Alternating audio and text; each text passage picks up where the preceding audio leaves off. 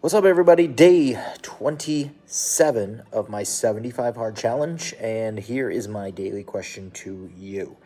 Can you think of a moment in time when sort of the course of your life was defined or changed? And what I would tell you is, if you think back at that there were probably two things that occurred. One, you stopped giving a fuck, and number two, you took action. And if you haven't, then maybe you care too much about either what other people think, or you care too much about meaningless things and you haven't taken any action. For me, that's sort of how I got to the 75 hard. I really stopped caring about a lot of meaningless things and I just took action. And, well, I'm starting to see a change. So that's my challenge question to you is, where are you at? Think about that. Well, as my dad used to say, put that in your pipe and smoke it.